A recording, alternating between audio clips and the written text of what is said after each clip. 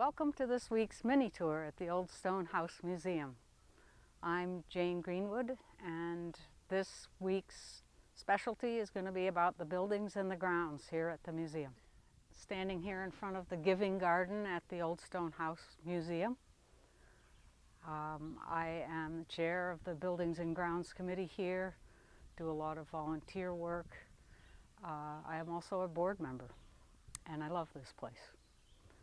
Our Giving Garden behind me is doing pretty well this year. We've had trouble with some germination during a dry spell, but we are finally starting to harvest some produce that's being donated to a local food shelf who's distributing it to residents in Orleans County. And we're really happy to have good places for our food to be going. Zucchini season's about to begin, and we're going to have lots of it.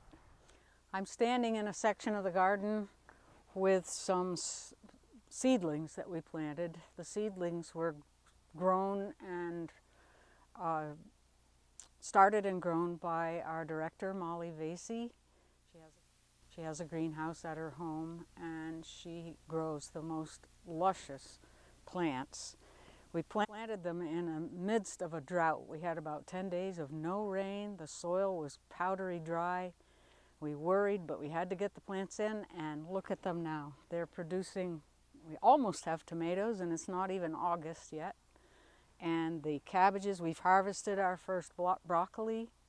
The Brussels sprouts are coming, and they're just really great plants. So thank you, Molly.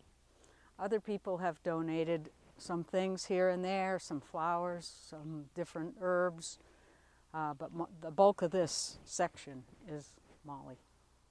Here we are in the squash patch, which struggled this year. Molly made some beautiful plants, started some beauties, and we put them in, and then once again we had a drought. And despite Forest's labors of watering, they struggled, but he prevailed with the watering, and then pretty soon the cucumber beetles came along, tried to demolish them by lacing their leaves.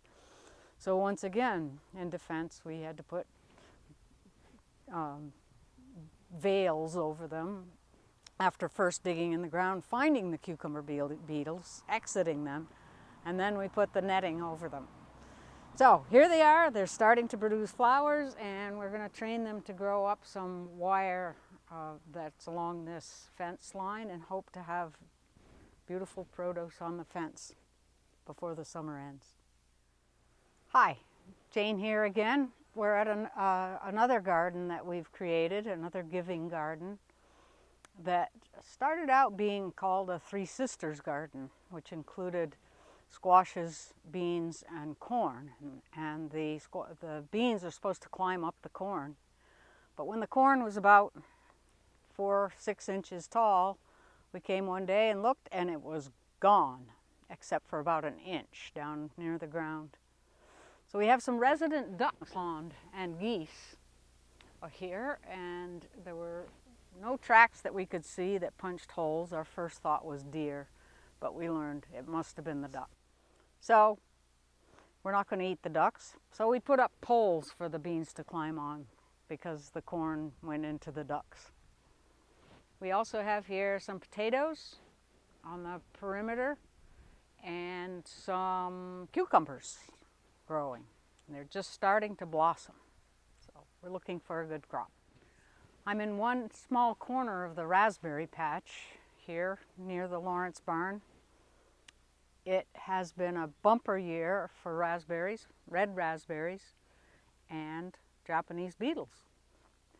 We are trapping some of the beetles in points away from the berries, but there's still lots of berries here, and we have an honor system of come and pick some, and if you come quick, you might get a chance to have a taste of your own. Don't take my word for their deliciousness.